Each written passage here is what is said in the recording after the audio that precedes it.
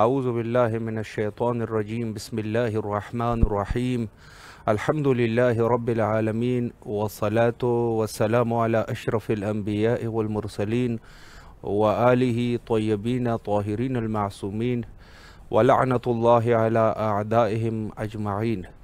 امام حسین علیہ السلام فور عالمی چینل کربلا مقدسہ کے آن لائن ٹرانسمیشن پروگرام معرفت منتظر اجل اللہ تعالی فرجہ الشریف میں آپ کی خدمت میں حاضر ہے، اور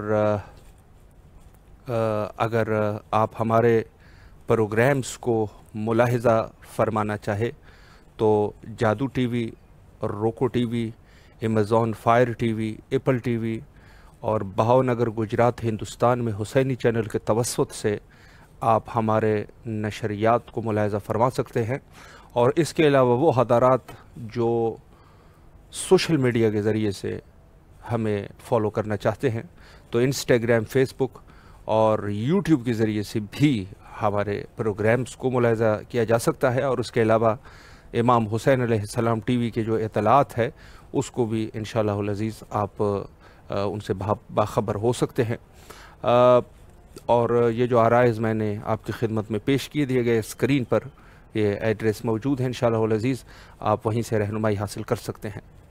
ہماری گفتگو کا سلسلہ حضرت منجی عالم بشریت امام زمانہ علیہ السلام اور بحث تولا اور تبرہ کے عنوان سے جاری تھا، اور گزشتہ 2 سے 3 جلسات اس موضوع پر کر چکے ہیں، جہاں سے اس کا ماخذ اور اس کا نتیجہ یہ ہے کہ یہ دو گویا کے پرندے کے 2 پر ہے، جس کو ایک کو آپ تولا کہہ سکتے ہیں اور دوسرے کو آپ تبرہ کہہ سکتے ہیں، یا دوسرے الفاظ میں اس کو ولایت اور براعت بھی کہہ سکتے ہیں، جو کہ آپس میں لازم اور ملزوم ہے۔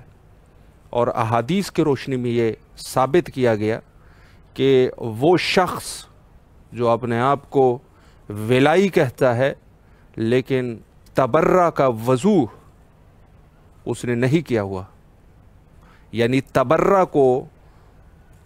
کو وہ نہیں مان رہا، یا اس چیز کا قائل نہیں ہے کہ تبرہ دشمنان اہل بیت علیہم السلام پر کرنا چاہیے، یہ شخص جو ہے ولایت کے جو دعوے دار ہے اپنے دعوے میں جھوٹا ہے۔ یعنی جو مثال میں نے پرندے کی دی، اور ایک پر کو تولا سے ہم نے تشبیہ دی اور دوسرے کو تبرہ سے تشبیہ دی، تو اگر پرندے کا ایک بال اور ایک پر اگر ٹوٹ جائے تو یقیناً ایک پر سے پرواز نہیں کیا جا سکتا۔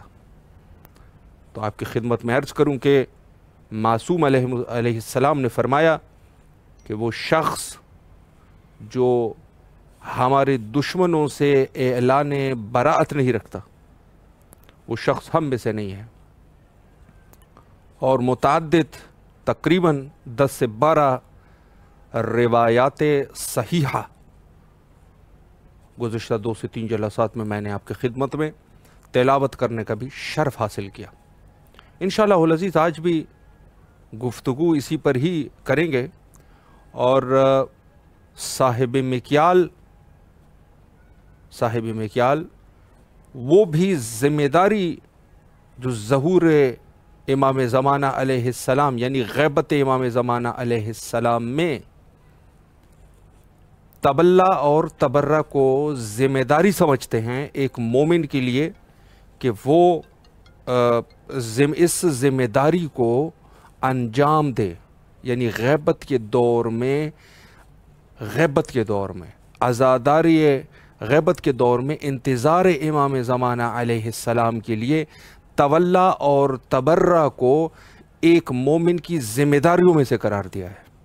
وہ کہتے ہیں کہ اگر یہ غیبت کے دور میں ان ذمہ داریوں میں سے ایک ذمہ داری ہے کہ جو کہ ہر مومن کے لیے ضروری ہے۔ انشاءاللہ العزیز آج کے اسی ٹاپک پر گفتگو کرنے کے لیے ہم نے مدعو کیا ہے حضرت حجت الاسلام المسلمین علی جناب مولانا سید افتخار عابد نقوی صاحب کینیڈا سے ہمارے ساتھ موجود ہیں. انشاءاللہ بحث کو ان کے ساتھ آگے بڑھاتے ہیں اور انشاءاللہ ان کی رائے، علم اور معلومات سے استفادہ کرتے ہیں. السلام علیکم ورحمۃ اللہ وبرکاتہ. وعلیکم السلام ورحمۃ اللہ وبرکاتہ. آپ کی خدمت میں اور آپ کی ٹیم کی خدمت میں اور اس بندہ نوازی کا شکر گزار ہوں کہ میں اس سرزمین سے اس وقت متصل ہوا ہوں جو سرزمین انبیاء، فرشتوں، ملائکہ، اوصیاء، اولیاء کی زیارت کا مرکز ہے. اور اس توسط سے کہ آپ نے جو ہے وہ مجھے موقع فراہم کیا، بہرحال میرے لیے الفاظ نہیں ہیں کہ میں کس طرح سے خدا کا شکر ادا کروں، لیکن اللہ میاں اور خداوند متعال اور معصومین علیہم السلام سے یہ دعا ہے کہ آپ کی توفیقات میں اضافہ کرے اور انشاءاللہ جس مقصد کے لیے آپ سب وہاں پر ہیں اور جس مقصد کے لیے ہم آپ سے یہاں پر متصل اور منسلک ہوئے ہیں، خداوند متعال اس شخصیت کے ظہور میں تعجیل فرمائے اور انشاءاللہ ہمیں اس کے دیدار کا موقع عنایت کرے. قبلہ سلامت رہے.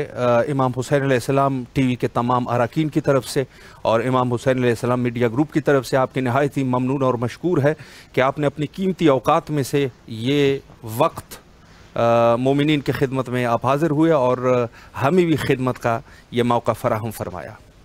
استغفر اللہ، یہ کوئی قیمتی وقت نہیں ہے. میں ہمیشہ یہ بات عرض کرتا ہوں، قیمتی وقت یہی ہے کہ ہم ذکر محمد و آل محمد کر لیں، جس کا موقع آپ نے دیا. باقی کوئی قیمتی وقت نہیں ہے. آپ نے عنوان دیا اس لیے یہ وقت میرا اب قیمتی ہو گیا، کیونکہ میں متصل اور منسلک ہو گیا ہوں ذکر اہل بیت سے. باقی کوئی وقت قیمتی نہیں ہے. سلامت رہے قبلہ. آپ کی بزرگواری ہے، آپ کی بزرگواری ہے، آپ کا شکریہ ادا کرتے ہیں. میں قبلہ وقت کو ضائع کیے بغیر، چونکہ مومنین بھی زہر منتظر ہے، آپ کی اجازت سے سوالات کا سلسلہ شروع کرنا چاہوں گا. اور بحث جو ہے ہماری قبلہ گزشتہ کچھ جلسات سے طبلہ اور تبرہ کے عنوان سے کر رہے تھے گفتگو، لیکن ایک خاص موقع بھی آنے والا ہے اور حضرت امام حسن عسکری علیہ السلام کی شہادت عظمیٰ. تو میں پہلا سوال اسی عنوان سے کرنا چاہوں گا کہ شہادت حضرت امام حسن عسکری علیہ السلام کے عنوان سے آپ کیا فرمانا چاہیں گے؟ بسم اللہ کیجیے. بسم اللہ الرحمن الرحیم وبہ نستعین وہو خیر الناصر ومعین وصلی اللہ علی محمد وآلہ الطیبین الطاہرین. اس شہادت کے موقع پر ہم اس سرزمین پر اور ان کے جد بزرگوار امام حسین علیہ السلام کی خدمت میں اور ان کے فرزند ارجمن حضرت قائم آل محمد علیہ السلام کی خدمت میں تعزیت پیش کرتے ہیں اور کوشش کریں گے کہ چند لمحات میں اپنے تئیں جو اپنے لمحات کو قیمتی بنانے کے لیے ہم ذکر کر رہے ہیں وہاں تک کچھ عنوان کر سکیں، تاکہ ہمیں پتہ چلے کہ امام حسن عسکری علیہ السلام کی زندگی اور ان کی جو مشکلات تھیں وہ کیسی تھیں، یا انہوں نے ان مشکلات میں کیا کام انجام دیا. اس سلسلے میں اپنے ناظرین کی خدمت میں عرض کرنا چاہوں گا کہ دیکھیے، جو سلسلہ 11 ہجری 28 صفر کے بعد جس کا آغاز ہوا، وہ سلسلہ اب چلتے ہوئے 232 ہجری جو ولادت ہے امام حسن عسکری علیہ السلام کی، اور شہادت 260 ہجری، اس تمام دورانیے میں اور اس کے بعد غیبت صغرا اور کبرا، اس کے اندر ایک سلسلہ ہے جو مختلف معصومین علیہ السلام کی قیادت میں زمانہ گزرتا چلا جا رہا ہے. لیکن میرے سامعین اور ناظرین جو ہے اس بات کو ضرور توجہ سے سنیں گے، اور ظاہر بات ہے یہ ڈسکس ہو چکا ہوگا اور بہت مرتبہ اس سرزمین کی برکت سے یہ بات ہوئی ہوگی، لیکن یہ جو تقریباً 275 سال یا کہہ لیجیے 300 سال کا عرصہ ہے جو کہ ہمارے پاس ہمارے معصومین علیہ السلام ذاتی عنوان سے، جسمانی عنوان سے موجود تھے، وہ بہت اہم ہے، کیونکہ ان لوگوں نے ایسے کاموں کو انجام دیا ہے کہ جو قیامت تک اور جو ظہور امام زمانہ علیہ السلام تک ہمارے لیے رہنمائی کرتے رہیں. اور ان کے ایبسنس میں، ان کی غیر حاضری میں، یعنی غیر حاضری سے متعلق یعنی جہاں ہم جیسے مجھ جیسے نالائق لوگ ہیں جن کا رابطہ امام سے نہیں ہے، تو کیسے اس ہدایت کو حاصل کریں. تو اس لیے پوری ایک جس کو کہیں ایک سفر ہے جو معصومین نے انجام دیا. اور یہ بات میرے نوجوان جو سننے والے ہوں وہ اس بات کو ضرور یاد رکھیں کہ معصومین علیہ السلام ان تمام ظالموں سے کہ جو ان کے زمانے میں تھے، اور وہ تمام ظالمین جو ان کے بعد آ رہے ہیں اور جو اس نام کو روکنا چاہتے ہیں، ان سب سے بہت آگے ہیں۔ ان کا ہدف، ان کا مقصد، Kontrollrum ان کا صدا نمیاد کلا. سلام، ہلو، جی قبلہ، شکریہ. جی اچھی طریقے سے آپ نے وضاحت فرمائی. میں قبلہ پہلا سوال جو ہے آپ کی خدمت عالیہ میں پیش کرنا چاہوں گا کہ تولا اور تبرہ کی کیا اہمیت ہے، اس پر اگر ایک وضاحت ہو جائے. تولا اور تبرہ کے عنوان سے اگر جیسے اس کے الفاظ کو ہی دیکھا جائے تو ہمارے ذہنوں میں جو ہے ان کے میننگ اور ان کے جو معنی ہیں اسی سے واضح ہوتا ہے کہ تولا اور تبرہ ہمیں کس طرف بلا رہا ہے. جب ہم تولا کی بات کرتے ہیں تو اس کا روٹ ورڈ جو ہمارے پاس ہے ولایا. ولایا کے 2-3 معنی، یعنی مختلف لغات میں اگر ہم جا کے دیکھیں تو 2-3 معنی اس کے کیے گئے ہیں. ایک ہے کہ مثلا کسی کے کام کو انجام دینا، کسی کے کام کی ذمہ داری لے لینا، ولایت کو قبول کر لینا، اور کسی کا دوست یا سرپرست بن جانا اور پیروی کرنا. تو یہاں پہ تولا اپنے اس معنی میں ہمارے لیے ہمارے سامنے موجود ہے. اس لیے اگر اور تبرہ کی بات کریں تو براء اس کا روٹ ورڈ ہے، جس کے معنی ہے کہ عیب اور نقص سے دوری، یا مثلا اپنے آپ کو دور کر لینا ان چیزوں سے کہ جس میں عیب اور نقص موجود ہیں. تو یہ بیسک اگر میننگ ہم دیکھیں تو ہمارے سامنے یہ آپ ڈسکس کر چکے ہوں گے کہ تولا اور تبرہ کے معنی کیا ہے. اور اگر ہم اس کو اچھا دیکھیں، اب میں اپنے نوجوانوں کے لیے عرض کر رہا ہوں کہ جب بھی ہم کسی اصطلاح کو دیکھتے ہیں، جب بھی ہم کسی ایسی ٹرمینالوجی کو دیکھتے ہیں تو اس کو 2 طرح سے دیکھا جاتا ہے. ایک اس کی لفظی اور ڈکشنری کی میننگ ہوتے ہیں، اور ایک اس کی اصطلاح کی میننگ ہوتے ہیں کہ جس کو استعمال کیا جائے.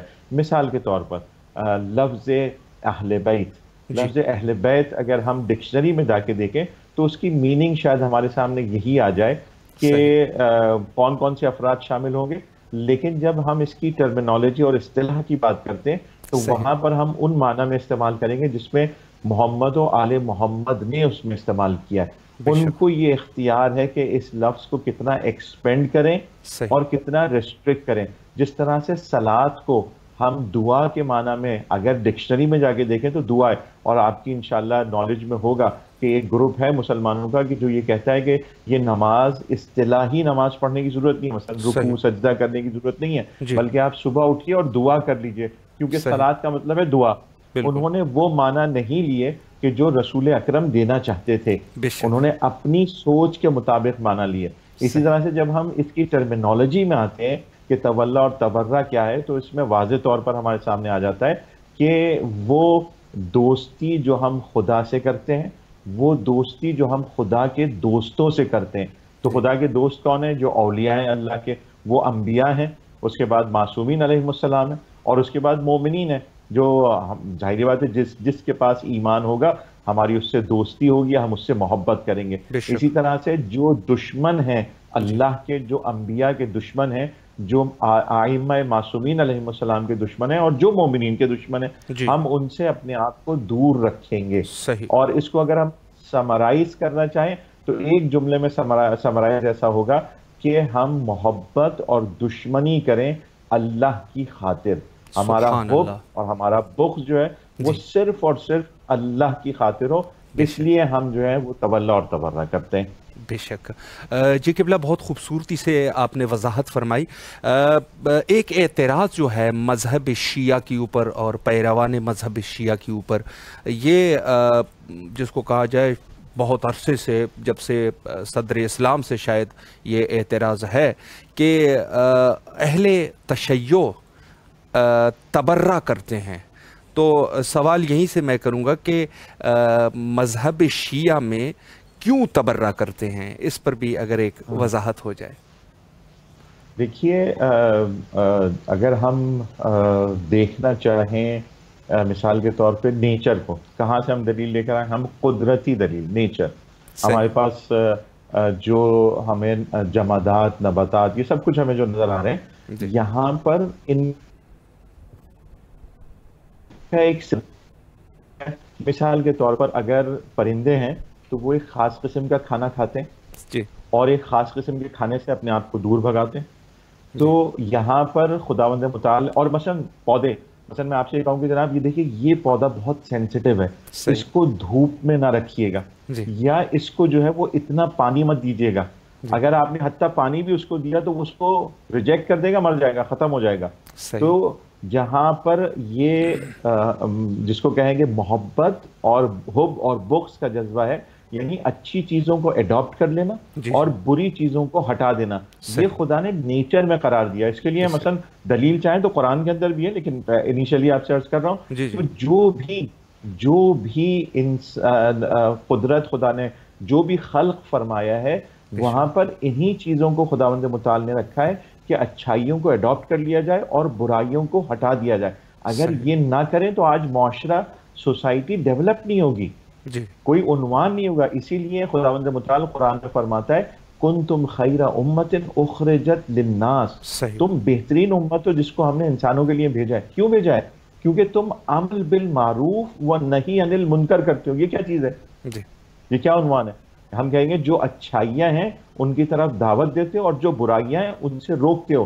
تو صادق آل محمد امام جعفر صادق علیہ السلام کی حدیث ہے، آپ فرماتے ہیں کہ بہترین منکر اور یعنی کون سا ہے کہ جس سے انسان کو روکا جائے، اور بہترین معروف کے جس کی طرف دعوت دی جائے. تو آپ فرماتے ہیں کہ ولایت علی ابن ابی طالب و اولادہ المعصومین، بہترین وہ معروف ہے کہ جس کی طرف انسانوں کو دعوت دی جائے، جس کا حب، جس کی محبت پیدا کی جائے.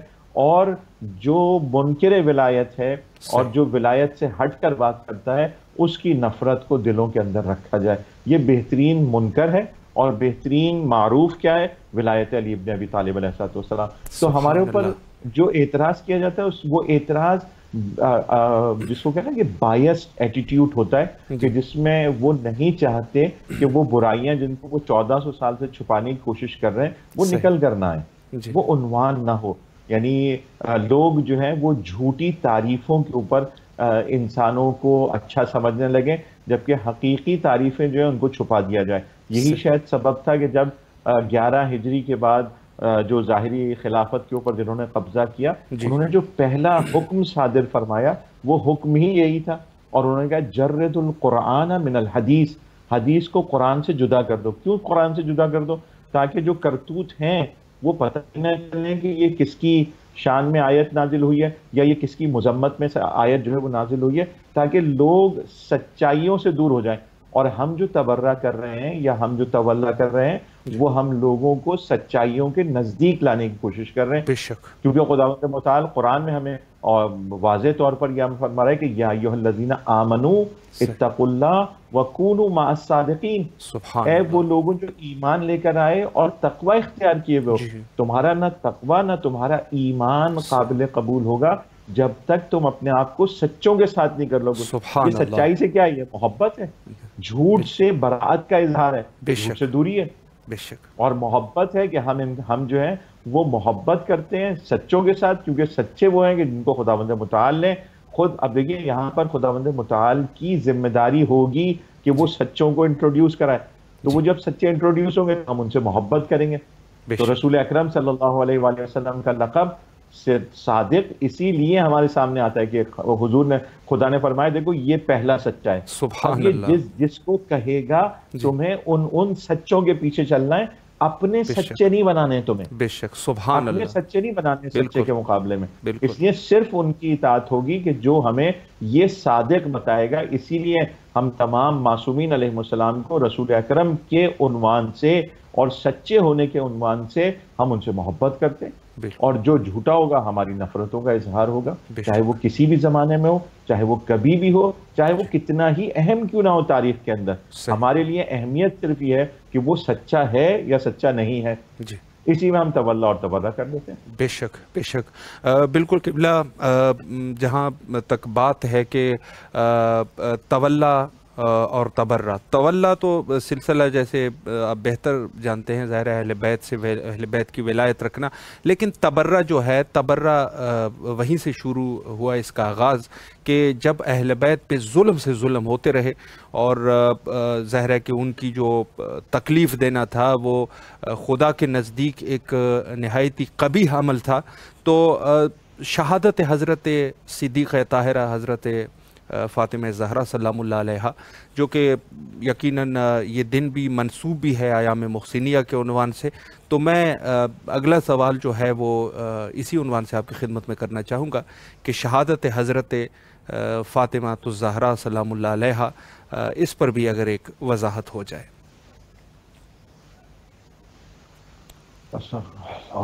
بڑا مشکل ہے بہرحال، یہ ایام واقعاً ہم لوگ جو ہیں وہ تقریباً 2 مہینے کی عزاداری کے بعد شاید یہ سمجھتے ہیں کہ اب جو ہے شاید اہل بیت کو کچھ سکون مل گیا، لیکن اگر تاریخی عناوین سے دیکھیں تو علماء کرام اور جو معرفت رکھنے والے اصحاب تھے ان کے بارے میں اساتذہ فرماتے تھے کہ یہ ربیع الاول کی ان تاریخوں تک جو ہے وہ کسی بھی قسم کی دعوت، کسی بھی قسم کی کوئی ایسی چیز جس سے خوشی کا اظہار ہو، اپنے آپ کو روکتے تھے اور اپنے شاگردوں کو بھی منع کرتے تھے کہ وہ نہ جائیں 2.25 مہینے۔ تو یہ ان کی ایک سیرت ہے جو ہمیں، جس طرح سے ہم اب مشی کر رہے ہوتے ہیں تو ہمیں پتہ چلتا ہے کہ جناب فلاں فلاں عالم نے اس کا آغاز کیا تھا ہمارے زمانے کے لحاظ سے، ورنہ آغاز تو خود بی بی نے کیا تھا جب شام سے کربلا تشریف لے کر آئیں، لیکن جو ہمارے زمانے کے لحاظ سے آیا تو ہم اس عالم کی سیرت کو یہی سمجھتے ہیں کہ معصومین کا اتباع ہے، اس لیے ہم اس طرف آ رہے ہیں، اور بہت سی دوسری روایات اور دلیلیں اور دوسری موجود ہیں، وہ سب اپنی جگہ پر۔ یہاں پر ظاہری بات ہے کہ مقدمہ بن رہا ہے بیسیکلی بی بی کی شہادت کا، اور یہ ایام ان تکالیف کا آغاز ہیں کہ جو اہل بیت کے اوپر ڈھائی گئیں، اور اس میں کوئی شک ہی نہیں ہے۔ دیکھیے اگر میرے پڑوس میں کوئی رہ رہا ہوگا اور اس کو کوئی تکلیف ہوگی تو حضور کی کیا حدیث ہے، کیا فرماتے ہیں؟ آپ یہ فرماتے ہیں کہ 40 گھر اس طرف 40 گھر اس طرف، اگر کوئی بھوکا سو جائے اور تمہیں معلوم ہو اور تم جو ہے اس کی مدد نہ کرو تو تمہارے لیے تو عذاب ہے، ایک عام انسان۔ اور وہ بی بی اگر 45 دن 75 دن یا 95 دن جس کراہت کے ساتھ اور جس مصیبت کے ساتھ وہ اپنی زندگی گزار رہی ہیں، یہ تو اہل مدینہ کے لیے امتحان تھا کہ تم سمجھ نہ سکے۔ یعنی وہ خواتین جو آ رہی تھیں اور جو دلاسا دینا چاہتی تھی، کچھ تھوڑی بہت جو خواتین آتی تھی اور جو دلاسا دینا چاہتی تھی، وہاں پر انہوں نے کیا بیان نہیں کیا ہوگا کہ جناب سیدہ کی حالت کیا ہے؟ کیا انہوں نے ذکر نہیں کیا ہوگا کہ اس وقت وہ کس مراحل سے گزر رہی ہیں، کیا تکلیف ہے؟ اور بی بی کے یہ خطبات ہمیں نظر آتے ہیں کہ جہاں پر جب انصار کی خواتین آتی ہیں تو بی بی وہ خطبات اور وہ دفاع ولایت، دیکھیے بی بی نے ساری پریشانیوں کو، یہ جو الزامات لگائے جاتے ہیں رسول اکرم صلی اللہ علیہ وآلہ وسلم کی ذات پر بھی کہ جناب یہ ساری احادیث جو ہیں وہ اپنے داماد اور جو بیٹی کے بیٹوں کے لیے اور ان کی محبت میں عرض کر دیا اور سارا کچھ کر دیا، بی بی دفاع فرما رہی ہیں ولایت کا، اور بی بی کا وہ خطبہ جو ہے وہ ولایت کے عنوان سے ہے، نہ شوہر کا دفاع کر رہی ہیں، نہ ہی کہ وہ کہے کہ جی مجھے اپنے بچوں کا دفاع کرنا ہے، بلکہ وہ رسول اکرم کی ان فرمائشات اور ان اوامر اور احکامات کی بنیاد پر کہ یہ امامت ہے جو انسانوں کو ہدایت کی طرف لے کر جائے گی، اس کے لیے بی بی کھڑی ہو رہی ہیں۔ وہ پہلی مدافع امامت ہے جناب فاطمہ الزہرا سلام اللہ علیہا، اور اگر یہ نہ ہوتا تو آج ہم پہچان ہی نہیں رہے ہوتے۔ خود حق کا معیار ہے بی بی، ان کا ایک جملہ، ایک جس کو کہیں کہ اظہار یا چلنا بھی، ایک قدم اٹھانا کہیں پر بھی ہمارے لیے حق کی آگاہی اور حق کی طرف چلنے کی جو ہے وہ ایک راستہ ہمارے پاس موجود ہے۔ تو جس طرح سے درے سیدہ کے اوپر حملہ کیا گیا، میں آپ کے لیے ایک روایت نقل کروں، جناب انس سے بڑی مشہور روایت ہے، آپ نے سنا ہوگا، مصائب کے لیے اس کو پڑھا جاتا ہے کہ جب سرور کائنات کو دفن کر دیا گیا ان کے حجرے میں، اس کے بعد جب ایک مرتبہ باہر تشریف لائے تو نقل ہے کہ میں نے دیکھا کہ ایک معظمہ ہے، ایک نقاب پوش خاتون ہے، کھڑی ہوئی ہیں اور گریا فرما رہی ہیں۔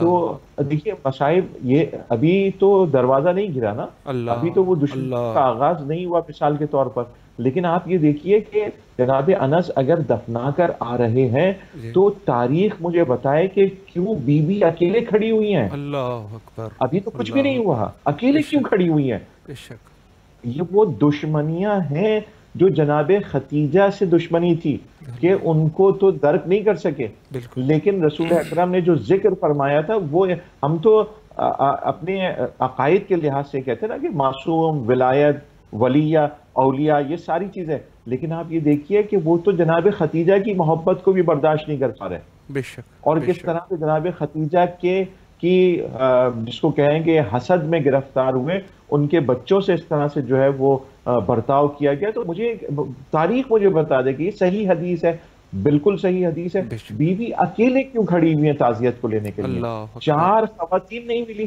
کہ جو بیوی کے ساتھ کھڑی ہو جائیں گے جب تک دفنا نہ دیا جائے رسول اللہ، اکرم کو، اس وقت تک وہ ان کے ساتھ کھڑی رہے۔ بے یہ شک، عنوان مدینے کا تھا، اور پھر وہ دوسری روایت جو ہمیں نظر آتی ہے ان تمام واقعات کے بعد کہ جس طرح سے آ کر وہ سو کالڈ اصحاب رسول نے جو ہے وہ مجمع کیا، اور جہاں پر خلیفہ ثانی جو ہے وہ لکھتا ہے، جب خط لکھتا ہے شام کو، شام کے اس وقت کے غدار کو، اور جی، وہاں پہ کہتا ہے کہ ایک مرتبہ جب میں نے فاطمہ کی آواز سنی تو میں اللہ، ٹھہر گیا اللہ، کہ میں اس دروازے کے اوپر حملہ نہ کروں، لیکن اللہ اکبر، بغض علی میں نے پھر جو ہے وہ اس دروازے کے اللہ اوپر اکبر، فشار کیا۔ تو اب یہ عنوان، یعنی تاریخ میں ہم کیا چھپا لیں، کس بے طرح سے شک، ہم کہیں کہ جناب یہ جو ہے وہ اس کو چھپا دیا جائے یا عنوان نہ کیا جائے؟ ہم مظلومیت خدا نے کہا ہے کہ جو بھی مظلوم ہے جی، اس کے لیے آواز اٹھانا ہمارے لیے واجب ہے، بے اور شک، اول مظلوم عالم کیا ہمارے لیے واجب نہیں ہے کہ ہم ان کے لیے آواز اٹھائیں؟ جب واجب، خداوند متعال جو ہے وہ 7 قسمیں کھانے کے بعد کہہ رہا ہے کہ ایک کافر کی بچی اگر زندہ درگور کر دی جائے گی، اللہ، بے ای ذنب قتلت، خداوند اللہ متعال اکبر، پوچھے گا کہ تمہیں کس بنیاد پر قتل کر دیا گیا؟ تو اللہ وہ اکبر، سیدۃ النساء العالمین، بے شک، اگر ان کے اوپر کوئی ظلم ہوگا تو خدا کیا نہیں پوچھے گا؟ بے شک، خدا کہے گا بے نہیں، شک، مجھ سے کوئی سروکار ہی نہیں ہے، خدا کہے گا کہ نہیں تمہیں اٹھنے کی ضرورت ہی نہیں ہے کسی مظلوم کے لیے، نہیں۔ اور اسی لیے مولائے متقیان کی وہ حدیث اور وہ نصیحت یا وصیت اپنے بچوں کے لیے جو دراصل ہمارے لیے تھی کہ وہ ہم تک پہنچے، کونوا للظالم خصما صحیح، وللمظلوم عونا، بے تو ہم شک، کونوا للظالم خصما، جس نے ظلم کیا، ظلم، اگر ہم ظلم کے تعریف کے اوپر آ جائیں اور ظلم کو ڈیفائن کرنا چاہیں تو ظلم ضروری نہیں ہے کہ آپ کسی تلوار سے قتل کر کے ظلم کر رہے ہوں، جی، بلکہ چیز کو اپنی جگہ سے ہٹا دینا بھی ظلم ہے۔ صحیح، وہ ہٹا دینا کیا تھا کہ جس دروازے کے اوپر رسول اکرم آپ کی کتب احادیث اور تاریخ کی گواہی پر 6 مہینے، 3 مہینے، 8 دن، 1 دن، 10 دن، جو بھی آپ کے پاس، جو بھی آپ کی ساری روایات ملتی ہیں، آ کر کھڑے ہو کر سلام کرتے تھے، السلام علیکم یا اہل بیت النبوہ، اتنی اللہ، زور سے سلام کرتے تھے کہ لوگ سنتے تھے۔ بے شک، یہ حق تھا اس دروازے کا، ہم تو گھر والوں کی بات ہی نہیں کر رہے، یہ بے شک، دروازہ بھی جب آپ اپنی روایات اور کتب احادیث اور تاریخ کے اندر کہتے ہیں کہ فلاں درخت جو ہے اس نے گریہ کیا، رسول اکرم نہیں تھے، رسول اکرم کی جو اونٹنی تھی جی، وہ گریہ کر رہی ہے، وہ اللہ، مظلوم ہے کہ جب بی بی کو آ کر بتایا گیا کہ جناب بی بی یہ 3 دن ہو گئے، اس نے کچھ کھایا پیا نہیں ہے، اس کی حالت ختم ہے اور یہ اب مر جائے گی، اس کو ذبح کر دیا جائے، تو بی بی کھڑی ہو گئی اور فرمایا خبردار میرے اللہ بابا اکبر، کی مٹی کو قتل نہ کرنا۔ دیکھیے کسی جانور حلال کو، اس جانور کی معراج یہ ہے کہ وہ انسان کی غذا بن جائے، لیکن یہاں پر اس اونٹنی کی معرفت یہ ہے کہ بی بی فرماتی ہے نہیں خبردار اس کو ذبح نہ کرنا، اور جب وہ مر گئی تو آپ نے اس کو دفن کیا، اللہ، اس کو دفن کر پایا۔ بے یہ شک، ایک، یعنی اب یہ میں یہ عنوان کہہ رہا ہوں کہ یہ جی، معرفت ہے، تو یہ دروازہ جو لکڑی کا دروازہ تھا کہ جس کے اوپر حضور پہنچتے تھے اور سلام فرماتے تھے، اس کا حق یہ تھا کہ اس کی تعظیم کی جائے۔ اندر ابھی گھر والوں کی بات نہیں کر رہا، اس دروازے کی تعظیم بے ضروری تھی۔ شک، بے اس شک، کے گھر والے بعد میں، یعنی کہاں پر آئیں گے آپ اب سمجھ نہیں سکتے کہ جی، ہم یہ کہیں کہ کس طرح سے ان کا حق پامال کیا گیا، اس دروازے کا ہی حق، اس کے اوپر ظلم کیا گیا کہ جہاں پر رسول کھڑے ہو کر یہ فرما رہے ہیں السلام علیکم یا اہل بیت النبوہ، اس سبحان دروازے کو آپ نے جلا دیا۔ آج آپ اللہ، دنیا میں جائیے دیکھیے، لوگ گھومتے ہوں گے، انگلینڈ چلے گئے، یورپ چلے گئے، آپ دوسرے ملکوں میں چلے جائیں تو آپ کو نظر آئے کہ جناب یہ کس کا گھر ہے؟ یہ جناب یہ ہمارے وہ پوئٹ تھے کہ جنہوں نے ہمارے لیے کچھ لکھا تھا، ہم نے ان کے گھر کو پریزرو کر لیا۔ صحیح، آج نشانیاں مٹائی جا رہی ہیں، بلکہ سالوں سے یہی کام ہو رہا ہے۔ جی، اور نشانیاں بتائی جا رہی ہیں کہ لوگ ان نشانیوں کے ذریعے سے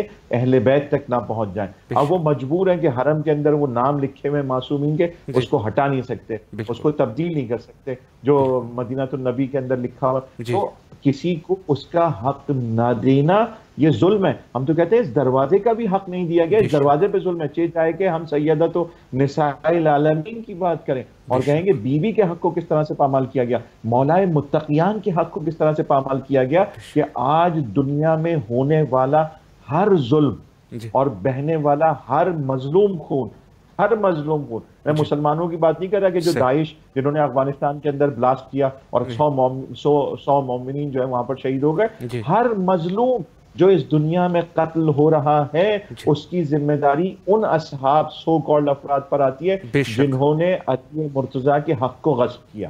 کہ اگر اس وقت دے دیا جاتا حق تو آج کوئی بھی مظلوم نہ ہوتا اور امام ہر ایک کو اس کے حق تک پہنچا دیتے. بے شک بے شک. جی قبلہ نہایت ہی ایمان کو تازہ کرنے والی گفتگو آپ نے فرمائی اور اشارہ فرمایا اس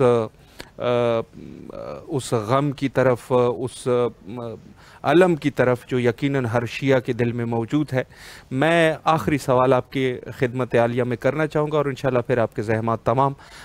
القاب حضرت امام زمانہ علیہ السلام میں سے ایک لقب منتقم ہے, تو اس امام زمانہ علیہ السلام کو یہ لقب کیوں دیا گیا, اس پر اگر ایک وضاحت ہو جائے. جی بالکل, یہ دیکھیے یہ لقب بھی اور جس کو ہم کہتے ہیں کہ جو صفت تولی اور تبرع, یہ دونوں خود امام کے ظہور سے متعلق بھی ہمارے لیے جو ہے وہ بہت اہم ہے. یعنی ایک امام کے ماننے والے کو ان دو صفات کے ساتھ آگے بڑھنا ہے, تولی اور تبرع. اللہ ولی الذین آمنوا یخرجہم من الظلمات الی النور والذین کفروا اولیاءہم الطاغوت یخرجونہم من النور الی الظلمات. اگر ہمیں ان ظلمات سے نکل کر نور کی طرف جانا ہے تو ہمیں اولیاء اللہ کو لینا ہوگا, اور اگر اولیاء شیطان یعنی اگر ہم حب ولی اللہ میں ڈوب جائیں تو وہ ہمیں ظلمات تاریکیوں سے نکال دے گا, برائیوں سے نکال دے گا اور نور اور اچھائیوں کی طرف لے آئے گا. اور اگر ہم نے امام کا ساتھ چھوڑ دیا تو پھر اولیاء ہم الطاغوت. یعنی یہ اگین میں دوبارہ سے عرض کر رہا ہوں کہ میں نوجوانوں کے لیے یہ بات عرض کر رہا ہوں کہ ہمارے پاس کیا ولایت الہیہ ہے جو کہ معصومین علیہ السلام کی صورت میں, یا ولایت شیطانیہ ہے. بیچ کی کوئی ولایت نہیں ہے. ہمارا عمل جو ہے, میں بار بار اپنی مجلسوں میں بھی یہ ذکر کرتا ہوں کہ ہمارے پاس یا وائٹ ایریا ہے یا بلیک ایریا ہے. اس میں کوئی گرے ایریا نہیں ہے جہاں پہ ہمیں شک ہو کہ ہم کس کی ولایت میں جائیں اور کس کی ولایت میں نہ جائیں. ایسا کچھ نہیں ہے. ہمیں مکمل طور پر جو ہے وہ معصومین علیہ السلام کی ولایت کے اندر جانا ہے. ہمارا ہر عمل, ہمارا ہر ایکشن, ہمارے کپڑے پہننا, ہمارا کھانا کھانا, ہمارا پڑھنا لکھنا, جانا آنا, سب کچھ ولایت کے انڈر میں ہے. ایک ایک چیز ولایت کے انڈر میں ہے. اگر ہم وہاں چلے جائیں گے تو ہم راستہ ہموار کریں گے اپنے امام کے واپس آنے کا اور ان کے ظہور کا, کہ وہ ہمارے سامنے آ جائیں گے. جہاں تک منتقم کی بات رہی تو اس کو اگر ہم خطبہ غدیریہ کو اگر ہم پڑھیں تو وہاں پر ہمیں نظر آتا ہے کہ رسالت مآب صلی اللہ علیہ وسلم 7 مرتبہ تقریباً ابھی جو میرے ذہن میں آ رہا ہے 7 مرتبہ خود نام لے کر امام کا ذکر فرمایا ہے خطبہ غدیریہ میں, اور لوگوں کو اسی وقت بتا دیا کہ یہ پورا ایک سلسلہ ہے. آگے جا کے تم یہ نہ کہنا کہ ہمیں نہیں پتا چلا. کیونکہ اللہ نے جس طرح سے اپنی وحدانیت کو واضح کیا ہوا ہے اس عالم میں, اسی طرح سے ولایت کو بھی واضح کیا ہے. کسی کے اوپر ڈھکی چھپی نہیں ہے. اسی لیے جب امام سے بیعت کا مطالبہ ہوتا ہے 28 رجب سے پہلے, تو وہاں پر سید الشہداء یہی فرماتے ہیں کہ صبح دیکھیں گے تم تاریکی میں یا مثلا خاموشی سے بیعت لے کے کیا کرنا چاہتے ہو. اگر بیعت ہو تو سب کے سامنے ہو, تم تاریکی میں اور الگ جا کے کیوں لینا چاہتے ہو. اسی لیے کیونکہ ولایت اللہ ہمیشہ واضح ہے, جیسے مثلا سورج واضح ہے, تو یہاں پر چھپ کے نہیں. تو رسول اکرم نے اس خطبہ غدیریہ میں مولا کے ناموں میں سے ایک نام جو ہے وہ منتقم کے طور پر فرمایا, الا انہ المنتقم من الظالمین الا انہ مدرک کل ثار لاولیاء اللہ عز وجل.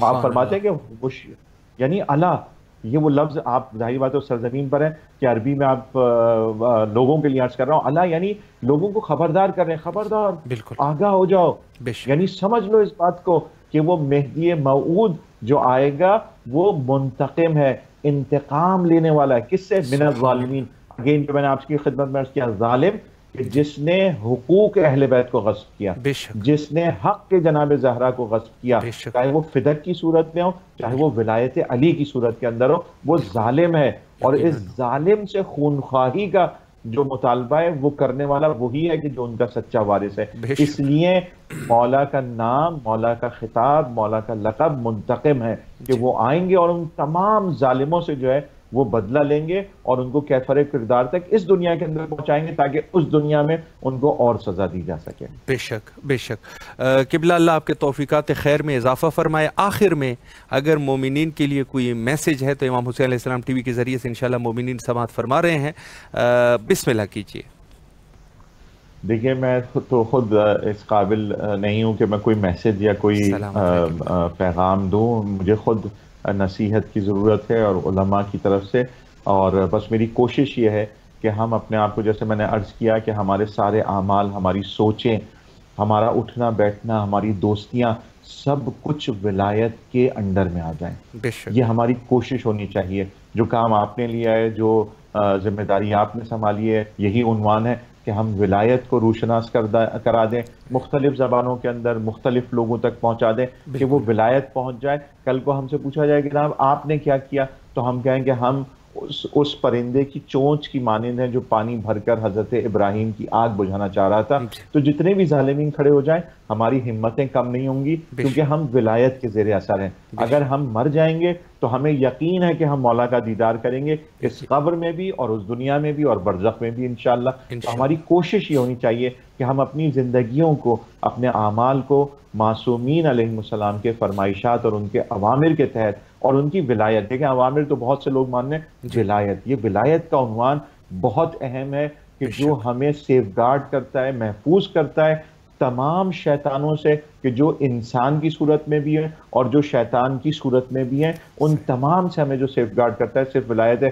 جہاں مولا فرماتے ہیں اگر ایک لمحے کے لیے ہم تم سے غافل ہو جائیں تو یہ تمہیں یہاں سے اٹھا کے پٹخ دیں، یہ ہمارا اللہ وجود باقی ہے ان کے وجود سے۔ بے اگر اس شک کو ہم سمجھ لیں، اگر بے یہ شک ہمارے لیے مفہوم ہو جائے کہ مولا ہم پر ناظر ہیں، انہیں ان دیواروں سے کوئی نہیں روک سکتا، وہ ہمارے ہر عمل کو دیکھ رہے ہیں، وہ ہماری ہر سوچ کو سن رہے ہیں اور سمجھ رہے ہیں۔ کیونکہ جب امام ہادی علیہ السلام کے پاس ایک شخص آتا ہے اور کہتا ہے کہ مولا میں بہت بوڑھا ہو گیا ہوں، اب میں نہیں آ سکتا آپ کی زیارت کے لیے، پہلے مجھے یہ عنوان ہوتا تھا کہ میں آپ کو جو ہے وہ خط لکھ دوں گا یا مثلا آپ کے پاس آ جاؤں گا، تو مولا نے مجھ جیسے افراد کے لیے فرمایا حرک شفتیک، بس تم اپنے لبوں کو ہلاؤ، ہم سن لیں گے اس سے پہلے کہ سبحان تمہارے اللہ کان تمہاری آواز کو سنیں۔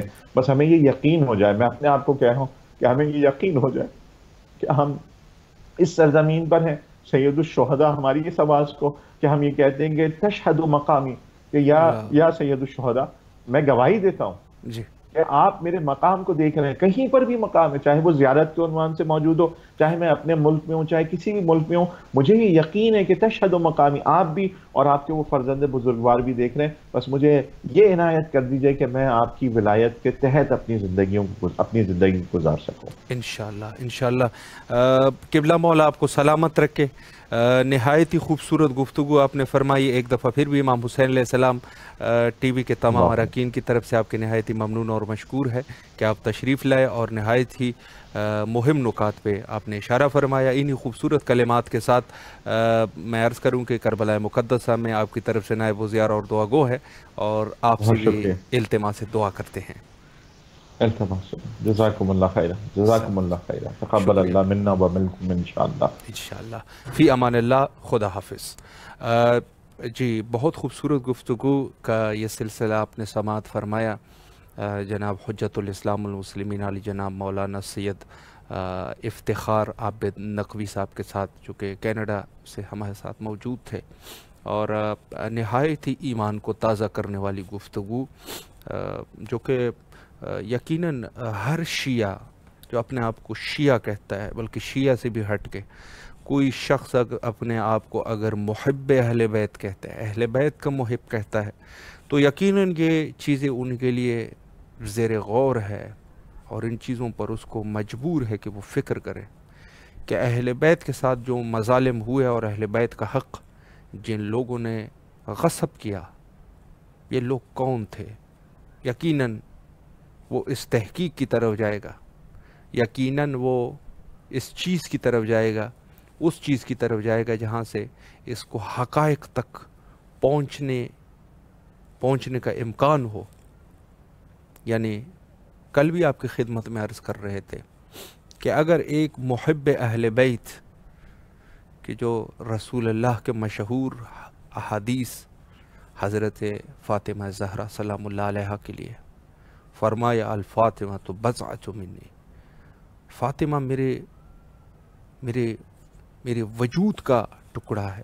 بعض لوگ غلطی سے ترجمہ کر لیتے ہیں کہ جگر کا ٹکڑا ہے، جگر کا ٹکڑا نہیں، جگر کا ٹکڑا نہیں، بلکہ میرے ہستی کا ٹکڑا ہے، میرے وجود کا ٹکڑا ہے، میرے ہر چیز کا ٹکڑا ہے۔ یعنی میرے مطلب کیا آپ سمجھیں گے؟ سمجھنا اس میں یہ ہے کہ جو چیز میرے پاس ہے اس کا ٹکڑا ہے، نبوت کا، میرے نبوت کا ٹکڑا ہے، میرے رسالت کا ٹکڑا ہے۔ لوگ جو ہے اس کو جسم کے ساتھ منسوب کر رہے ہیں کہ جسم کی تو بات ہی نہیں ہے۔ یہ ٹکڑا جو ہے ہر چیز میں، اور پھر یہ اتنے مظالم جو بی بی کے اوپر واقعہ ہوا، تو یقیناً ایک مومن جو ہے وہ ضرور ان چیزوں کے پیچھے جائے گا۔ اور مومن کے علاوہ جو محب ہے، کسی بھی مذہب کا ہے، اہل بیت سے محبت کرتا ہے، تو یقیناً سوچے گا، وہ 1000 دفعہ سوچے گا کہ اہل بیت کے دشمن کے کون ہے اور اہل بیت کے دوست کون ہے۔ اور جیسے قبلہ نے بڑی خوبصورتی سے فرمایا کہ یہ تولا اور تبرہ جو ہے یہ فطرت کا قانون ہے، فطرت کا تقاضا ہے۔ عام شخص ہے کہ جس سے آپ محبت کرتے ہیں، اس کا اگر کوئی دشمن ہوگا تو یقیناً وہ شخص آپ کو اچھا نہیں لگے گا۔ اگر ان کا کوئی دوست ہوگا تو اس سے آپ کو محبت ہو گیا۔ دنیا میں آپ جس سے محبت کرتے ہیں، اگر محبت بھی نہیں کرتے تو انسان اپنے ذات کو دیکھیں، اپنے ذات سے تو محبت ہے سب کو۔ کوئی آپ کا انسلٹ کرنے والا ہے، آپ کو اس سے نفرت ہے۔ کوئی شخص جو ہے آپ سے دوستی کر رہا ہے، اچھے اخلاق آپ کے ساتھ رکھ رہا ہے، تو آپ یقیناً اس سے محبت کریں گے۔ تو ہمارا بھی یہی ہے کہ ہم الحب للہ والبغض للہ کے قوانین پر عمل کرتے ہوئے اسی نتیجے پر پہنچے ہیں کہ ہم اہل بیت کے دشمنان اہل بیت سے مکمل طور پہ ابراز اور اظہار براعت کرتے ہیں، مکمل طور پہ، چاہے جس دور کا بھی ہو، چاہے وہ 1400 سال پہلے کا دور کا ہو، بظاہر صحابی ہو، اہل بیت کا دشمن ہو، اس سے ہم ابراز اور اعلان براعت کرتے ہیں۔ یا آج کل کے دور کا ظالم ہے، اہل بیت کے حق کو غبن کرنے والا ہے، غصب کرنے والا ہے، اس سے بھی اعلان براعت کرتے ہیں۔ اور ان لوگوں کے جنہوں نے اہل بیت کے ساتھ مظالم کیے، ظلم کیے، آج کل کے دور کا کوئی بھی ملا ہو، کوئی بھی شخص ہے، اینی ون، کوئی بھی، اس شخص چونکہ اس کی دفاع کر رہا ہے، اسی بھی اعلان براعت کرتے ہیں۔ تبرہ کا مقصد یہی ہے۔ اور برعکس یہ ہے کہ اس دور کا 1400 سال پہلے کا مومن ہو یا آج کا مومن ہو، یقیناً اس سے ہم محبت کرتے ہیں۔ اور ایک چیز جو نہایت ہی ضروری ہے، جو بار بار میں تاکید کرتا رہتا ہوں، وہ ہے ظہور حضرت امام زمانہ علیہ السلام کے لیے دعا کرنا۔ تو اب یہ ہے کہ چونکہ تمام مشکلات کا حل جو ہے وہ ظہور امام زمانہ علیہ السلام ہے، تو بین الحرمین تمام مومنین کی طرف سے دعا کرتے ہیں، اللہم عجل لولیک الفرج۔